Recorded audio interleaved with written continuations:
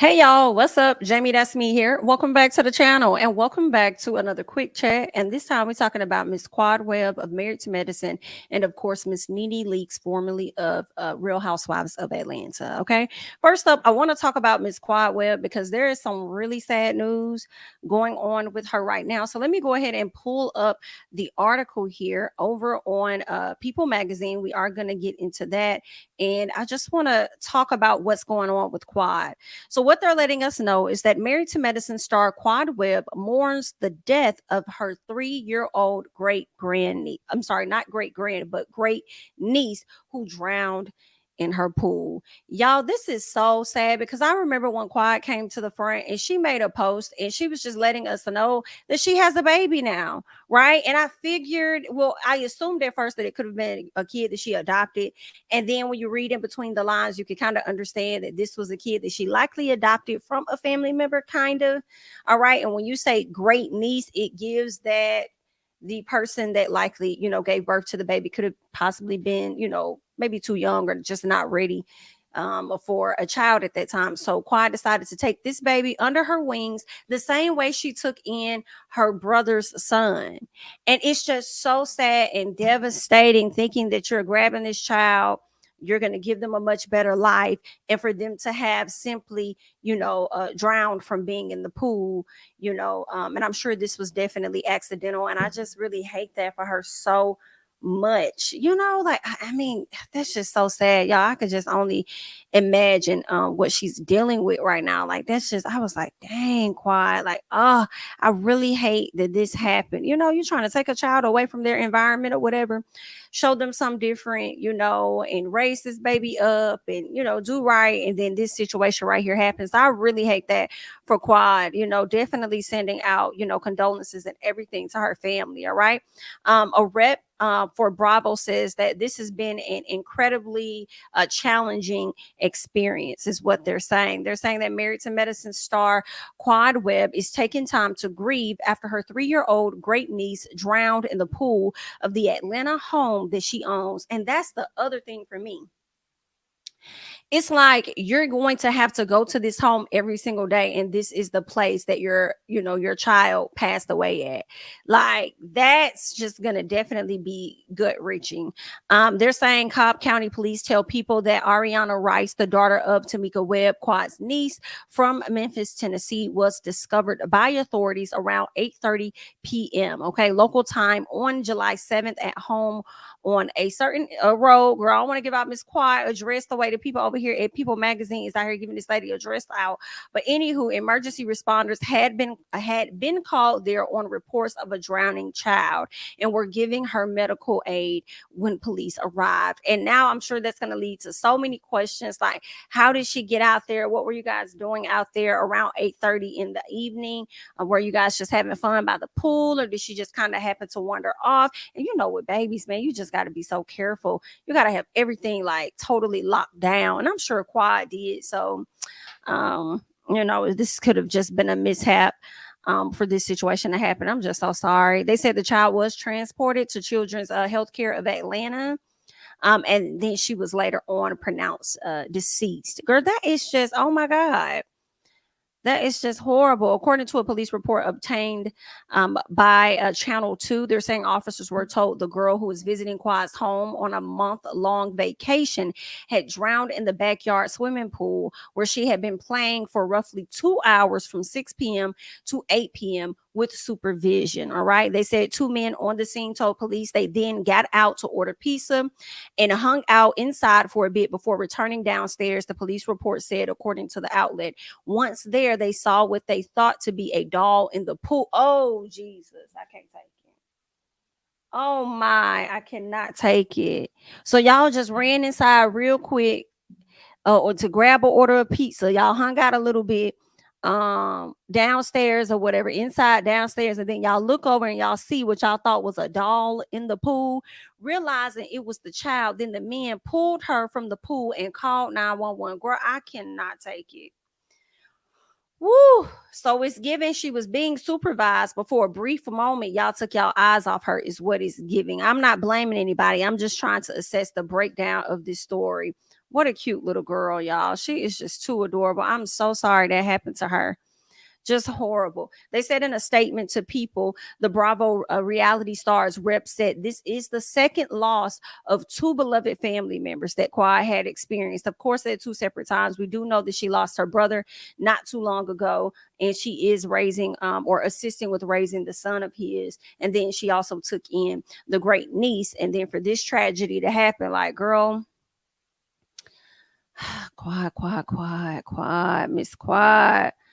Wow. They said in this trying time, we extend our heartfelt gratitude for the kindness and compassion shown by the public, fans, and media. They are requesting the need for privacy at this time as they mourn, okay, and grieve their family. Oh, Quad, I'm so sorry this happened, baby.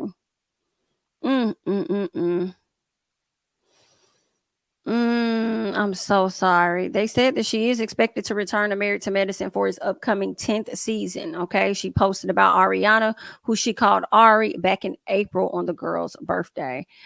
Lord, I kind of hope the cameras didn't try to go up and get back in her face to catch her grieving. You know, hopefully they didn't try to do that. But we shall, I'm sure she might discuss it if they are still filming. But I just really hate that for her, man. And I think that little girl had just turned like 3 years old not too long ago. I feel like it could have been like a few months ago. I don't know. I feel like it could have been in April or something when the little girl ended up turning like 3 years old. But it was in the last 3 months. And that's just, oh, girl, I can't take it, Quad. I'm so sorry that happened. Like, I just can't take it, girl. That's a lot. As these babies are getting ready to go back to school soon. Ooh, girl, I'm so sorry. I'm so sorry, especially not just Quad, but the baby's mom too. Because it seems like the baby was on a month-long vacation with Quad and likely about to probably go back with her mom or something, or whatever the case was, right? And it's just sad, y'all. So definitely sending condolences out to Quad and her entire family during this time. Girl, I'm so sorry that happened. I also want to talk about Nene Leakes. Can we get into Nene Leakes as well? Let's talk about Nene Leakes. Because she did this interview and I got a chance to check it out. I mean, the interview was about an hour and a half long, and it had a few things in there that I made a note of. I do feel like there was a bit of fluff with the interview, but there were some things that I was able to capture, and we are going to discuss those things that Nene Leakes talked about. Okay, first of all, first things first, during this interview that Nene had, Nene looked good. Okay, I just want to go. Nene looked good. Do you hear me? Nene, look, I wonder, did I get a screenshot of Nene? Let me see if I happen to get some type of screenshot of this woman. Because I thought she looked really good. And I feel like the screenshot really is not even going to do Nene any justice. So y'all might want to go over there, check out her page, or either, because she did upload some photos over on her page. But also, you can go and check out the interview for yourself. Okay. But all in all, I feel like this photo is not doing her any justice, because I definitely caught her with her mouth wide open. But if y'all go over to her IG, you'll be able to see just how good Miss Nene Leakes looks, okay? Because she looked good. So I'm gonna get her that. But let's get into a few things that she had to talk about. All right. So first of all, she says that she doesn't watch any of the Housewives shows. So I feel like this is nothing new. That's the thing about this interview. I feel like there were tidbits that Nene gave us that was extra, but then a lot of it was nothing new about what we kind of already know about Nene and how she feels about, Bravo, some of the housewives and different stuff like that. But she gave us a few things, right? She says that she doesn't watch any of the shows aside from what comes down her timeline. I've heard Nene say this numerous of times, okay? So that's nothing new. She says that as far as she is concerned, those ladies are sitting in the house, okay, that she built, is what it was given, and it looks like it may be tumbling down. And I was like, ooh, now these are the little reads that we kind of missed over there on Real Housewives of Atlanta. Okay, we missed these little tidbit of reads here. Miss Nene, she said they over there sitting in the house that she created, and it looks like it's tumbling down. Girl, that right there was funny. Okay, that was a ooh. Now Nene gives Sheree credit for contributing to Real Housewives of Atlanta, but she's like, she was never a star. Make it very clear. I'm gonna give her what she gave to the show, and I think that she definitely played her role. But if we ever want to think that Sheree was a star of the show, absolutely not. And she feels like they continue to bring Sheree back to Bravo because they can. She's one of those little throwaways in a sense. Okay, we don't necessarily really need her. There isn't a whole lot of value in her, but if people just happen to want to see an OG on the show, we'll pull in Sheree for that. So okay, that's what Nene pretty much said. All right. She talked about her contributing, Sheree contributing to Housewives, and she felt like there was a particular scene where Sheree was having like a birthday party or something. She left Nene off the list. So when Nene got there, Nene thinking she gonna just walk all in there looking good, and come to find out she not even on the list. Okay, so this pissed Nene off. So because of that, it was being said that that's what really propelled and really helped a Real Housewives of Atlanta. So she was saying that the show really, started to get big, and she's going to give Sheree that for contributing to help make Real Housewives of Atlanta a big, big show. But at the same time, she would never consider Sheree to be a star of the show. I don't know. I don't know how I feel about whether Sheree was a star of the show or not. Y'all will have to let me know your thoughts about it. Well, I'll say this. I do think the star of Real Housewives was and still is Nene for me. Okay, everybody's different, because when you think of Real Housewives of Atlanta, the first person that comes to my mind, I don't know about you guys, it is Nene. And we may not like her. There's been times that I ain't care for Nene on the show sometimes, but in all honesty, when I do think about Housewives, it does go directly to Nene, even when she hasn't been on the show as long as she has. So I feel like that is a star, and I feel like that was a conversation that we previously had with Nene. I think she's talked about this on a podcast, because that's when she labeled Robyn, Dixon, and Gizelle Bryant as starless. Right. So that says a lot. Like, I mean, I don't think of a Kim Zolciak when I think of Real Housewives of Atlanta. She's not like the point person I go to. It would be, for me, if it's not Nene, then I probably would have to say Porsha. I would think of Porsha. And then after that, it would likely be Kenya. You know what I'm saying? So I think those were kind of like some pot stirs that, for me, I'm thinking like, yeah, I think those could have been some of the leading ladies. But y'all let me know y'all thoughts, okay? Because I'm sure a lot of y'all are going to disagree. So when you think of Real Housewives, do you see Sheree as a star? Or do you see Nene as who's the stars that you guys see when you first think of Real Housewives of Atlanta? Okay. So there's that. Now, Nene also says that she refused, or at least I'm saying Nene refused to give Sheree the status of being a star of the show. She did say that she played her role, but she wasn't a star. And she was definitely throwing a few shots at Sheree, even though she says she has no issues with any of these ladies. Now, Nene says that she thinks Real Housewives of Atlanta started to change once Kenya Moore came onto the show. And I believe they said it was like season 5, season 6. Now, she did not say that Kenya was the reason. She just believes when Kenya came to the show, things began to change. All right. Nene says Kenya wasn't really with the man that she brought on the show. I can't remember his name. The guy that she brought on the show, that wasn't her man. Nene feels like when they first started doing the show prior to Kenya, everything was real. Everything was authentic. Okay. People were dealing with real issues. They had their real husbands. These are their real kids. Like, these were real things happening in their life. And when Kenya came along, Kenya brought on somebody that wasn't really her boyfriend. And then also she said that Kenya, they started to talk about storylines, right? And it wasn't that it was Kenya doing this, right? It made me think that she was trying to say, what I took from it was production started to go a different route when it came to producing reality shows. And that's when the whole storyline conversation started to come in, because production started to feel like, oh, we need to create storylines. Okay. We need to be able to push certain stories out there and do this and do that. So it just seems like production got even more involved than what they probably were initially in the beginning. Production probably was just on some, let's film, we could tell them maybe bring this up, maybe not bring it up, or whatever. Like, it just seemed like production was at a place where they just let the ladies really do them, and they captured it all, and then editing was going to do their part. that's kind of like a little bit of what I'm thinking. And then by the time Kenya came along, it's the narrative of storyline started to be pushed a little more. But Nene didn't want to, say that it was Kenya and it was her fault. She just said when Kenya came along, that's when she started to notice a lot of the changes. Okay. Um, so yeah, that's pretty much what it was. All right. So they started to kind of like produce the shows more, forcing, certain type of content interactions and all of that. So filming didn't seem to be as honest as it used to be. Now Nene says the first season of Real Housewives of Atlanta, that lady only made $10,000 and only got $5,000 for the reunion. Why do I believe this? And why do I feel like people over there at Love and Hip Hop is still getting paid the same amount of money to this day? Hello, and might get $1,000 increase if that. And it just takes me back to the conversation of residuals for reality TV stars. I do feel like they should get residuals. I was listening to some open panels, and some people felt like reality stars should not get, a residuals because they don't have a talent. And I'm like, you don't have to necessarily have a talent to be owed residuals.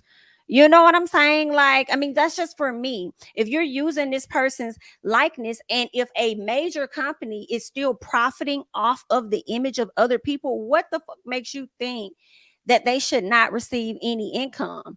And like, that's what Nene was talking about many years ago when she would sit up there and say, people continue to use memes of me. They still use my words and this and that. And y'all go back and y'all watch these shows and all of that. And I'm not making money from that stuff.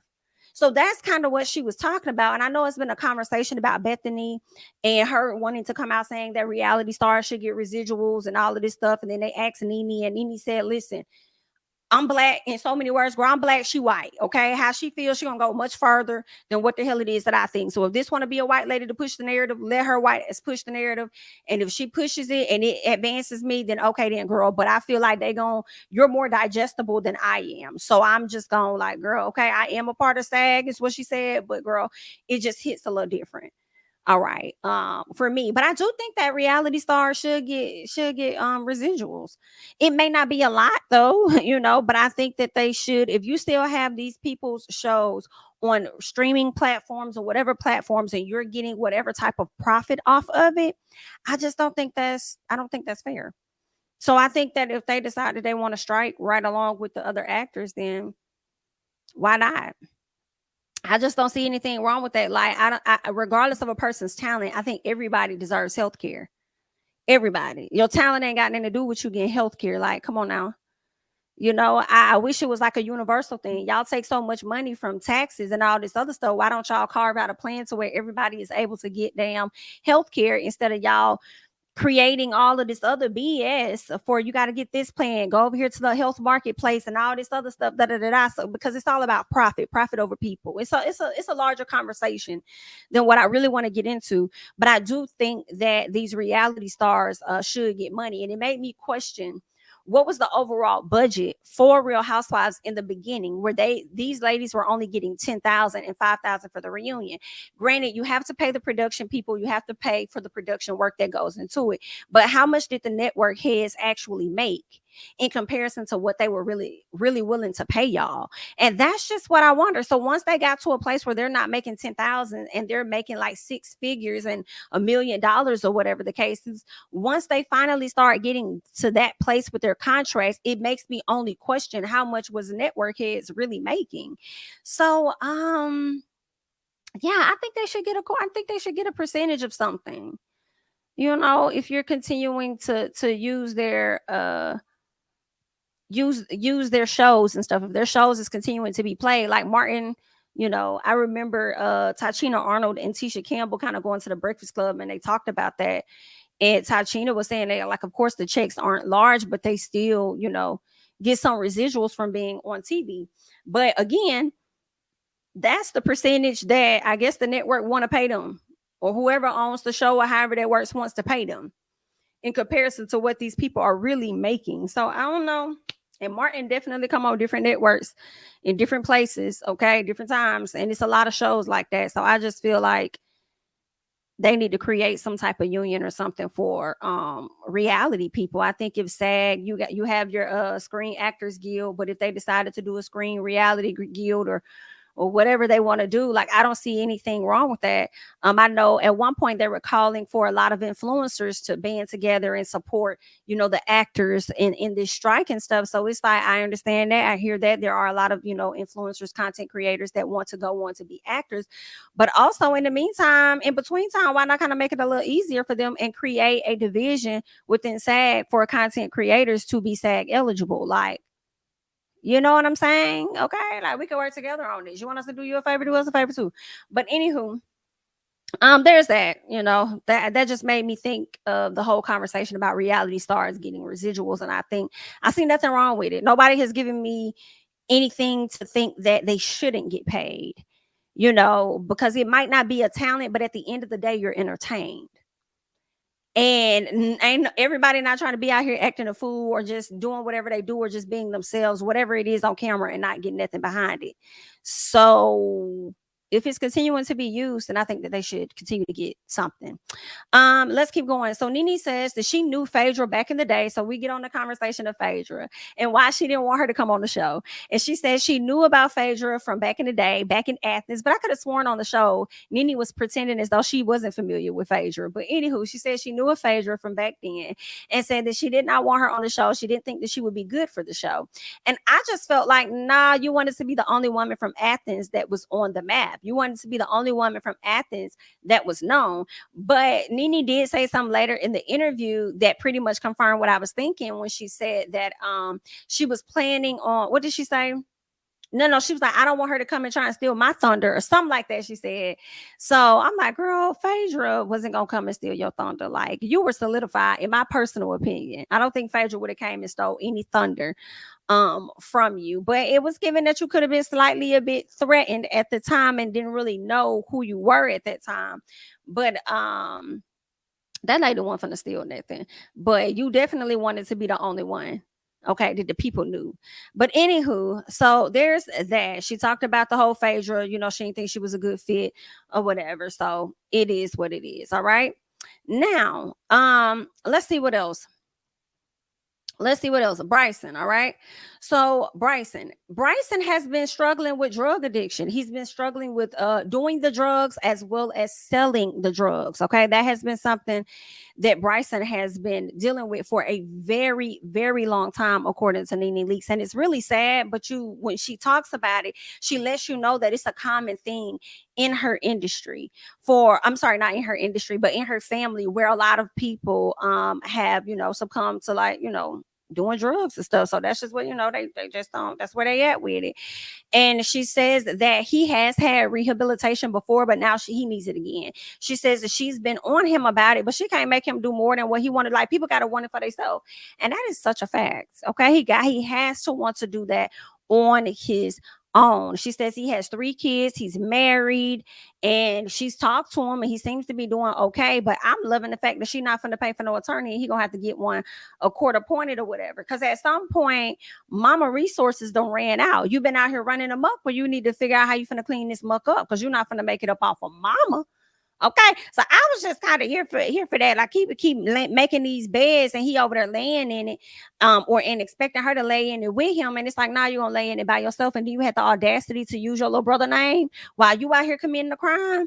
Absolutely not. Okay, absolutely. Think about it and sit in it. But she did let us know that the guy John that she dated previously reached out to her, as well as Lamar Odom, and they were willing to put him in a rehabilitation facility, some type of center. Now, I did not hear that Lamar Odom would pay for it. Okay, but it seemed like Lamar Odom may have his own center that he would like for Bryson to come to. But John was like, I'll pay for it, and I'll put him up here in New York. You just say the word. And I was like, okay.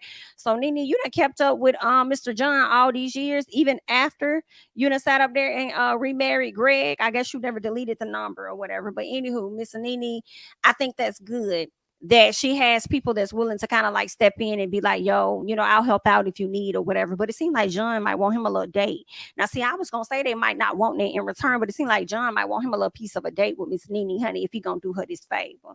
But I guess a date don't hurt nobody. She's single. She could do what she want to do now. So there's that. Okay. So hopefully, Bryson goes and get the help that he need, because like, you just wasting your life away.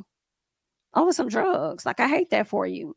Now, Nene talks about her relationship with Greg. And the only thing I really captured from this relationship with Greg was that he was the breadwinner. But when she started to make more money, he started to kind of look at her sideways, like, girl, what you think you doing? Like, what you got? Okay, I ain't got my hand on you like I used to have my hand on you, because I used to be able to control things. Now you getting a little, far out of my reach. And that was one thing. And it got to a point where she wanted to divorce Greg. And the thing that stood out to me was when he called her BITCH. And I was like, oh, Greg over there calling you out your name. She said he called her and said, bitch, you divorced me. And she said she had to do it. She had to go through with it because she needed to teach him a lesson. I guess the lesson was, you don't run me. Understand that. All this stuff. Understand. Okay. But I said, girl, not Greg over there trying to act like a certain person on camera, honey. Whole time he behind the scenes over there calling you out your name. But either way, rest in peace to Mr. Greg. Okay. What else did we have over here? Nene, she does admit that she was dating a married man. We know that her famous line is close your legs to married men. Close your legs to married men. She definitely opened hers up to that married man. She said that she thought that he was separated at the time. Ooh, ooh, ooh. It don't matter. He was married, okay? So she says that she don't know what he was telling his wife, but she only knew what he was telling her. First, she says that he was a married man that was going through a divorce. Then she said that he was separated when she met him, okay? So that's all that she knew. She says that at this very moment, he is officially divorced and he is a single man to do whatever it is that he wants to do, okay? They are good friends, but as far as dating, they have taken a break because there were things that she didn't like, things he didn't like, and right now they're not meshing how they should. So she just like, we're going to put a pin in it for now, and we'll just see what's going to happen at a later time. She did say that she never knew Yanni before Greg. She met him like a month after Greg passed. He had only been in Atlanta for maybe roughly 2 months. And she says that a lot of people were telling her that she never grieved. And she says, well, of course, grieving comes in phases and all of that. But she says that she really appreciated him being who he was to her, because she don't think that she would have been able to make it. Her hanging out with him kind of created a bit of a distraction and all of that from her grieving for Greg and stuff. And I feel like some part of me is like, that's kind of good, but it ain't no way to escape it. So either you're going to hit it on the front end, or you could be going through it now. And maybe it's just ebbs and flows when it comes to that whole grieving process. She did say that she don't think she gonna ever find another love like Greg. And I'm like, girl, I doubt you will either. I doubt you will, even though he called you a BIT, I think Greg has some great qualities about himself. And I don't know if you will find you another Greg. Hopefully you find something close to it. Let's see, what else did Nene talk about? Let's see. She says that she talks about Kenya and Porsha. And she talks about them being great additions to Real Housewives of Atlanta when they did come on to the show. I appreciate that, because a lot of times, Nene has spent, like when she did an interview with Jason Lee, Nene was at her place where she was discrediting everybody, honey. Discrediting everybody. That was one of the interviews that she was like, Marlo not gonna get no peach. Like, why would she get one? Yada, yada, yada. And then next thing you know, Marlo got a peach. But I feel like Bravo did that to kind of like sock it to Nene and just let her know, like, oh, you thought she wasn't? Well, sock it to you in your face. She got one now with. Like, that's what it was really giving a little bit to me. But anywho, she did confirm that Porsha was actually on the chopping block. And I believe that was after her first season. But ironically, Nene and Kandi were the ones to go to the head people and tell them Porsha is going through a divorce, and it wouldn't be right if y'all would sit up there and just officially let her go. I'm wondering, at what point did y'all do that?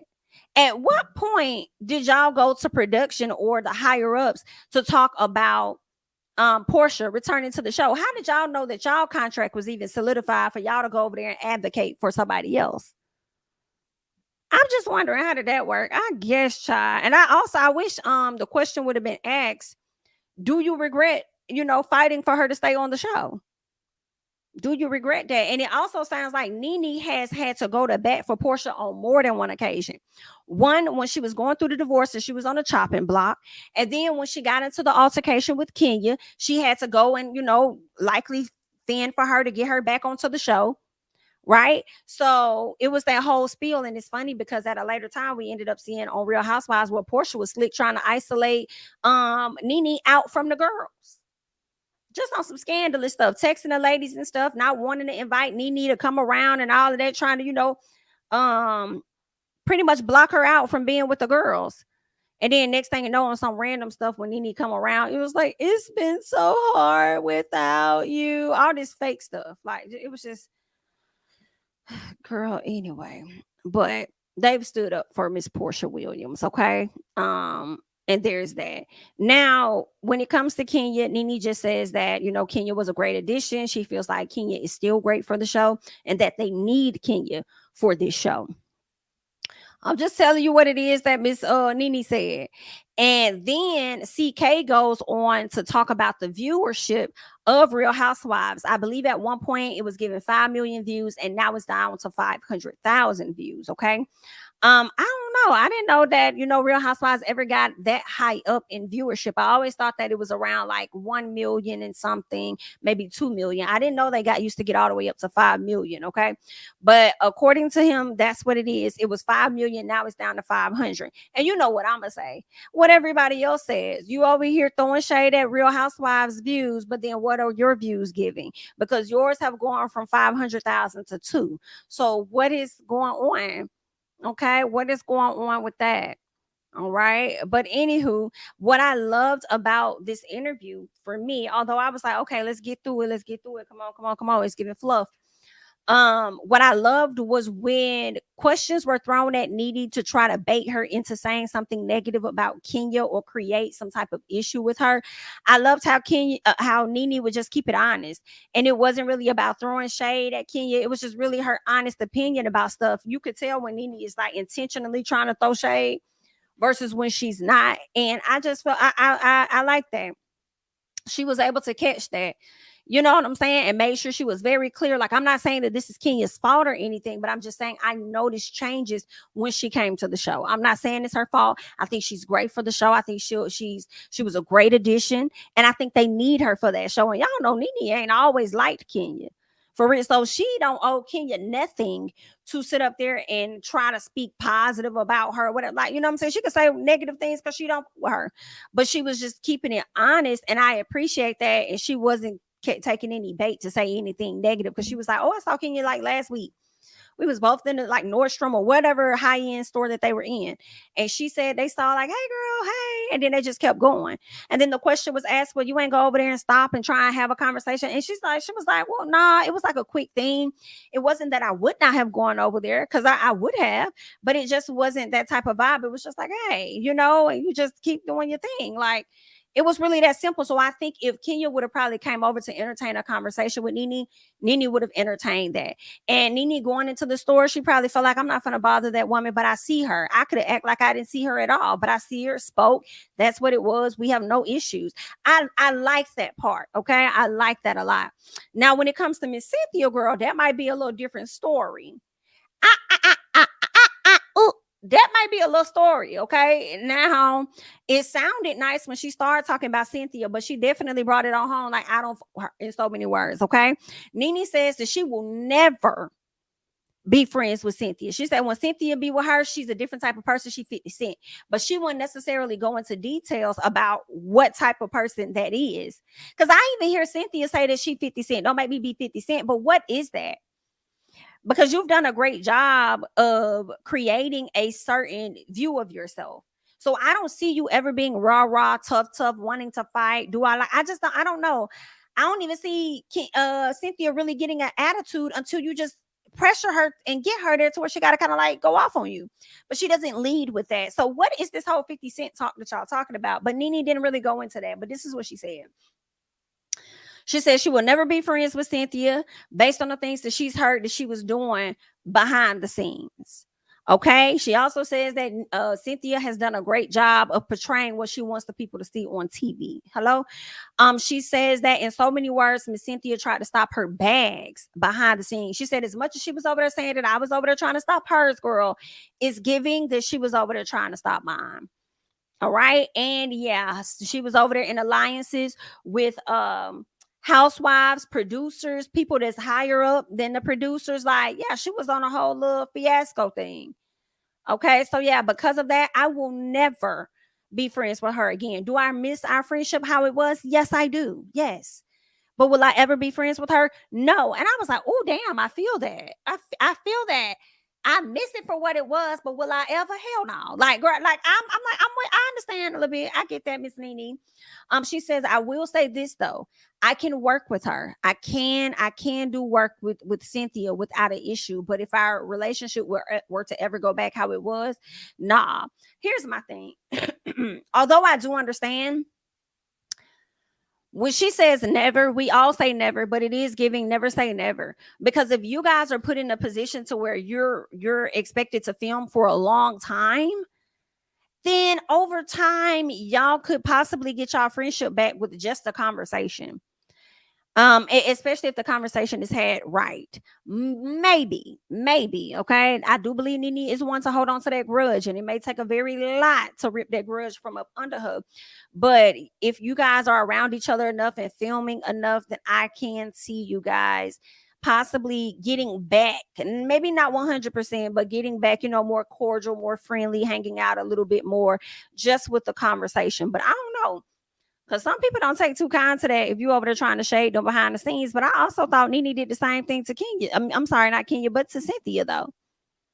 I thought I don't know what she did behind the scenes. I'm only thinking about a time when she was on, I believe, Watch What Happens Live or whatever interview. And they asked her who would she get rid of. And she said she would get rid of Cynthia.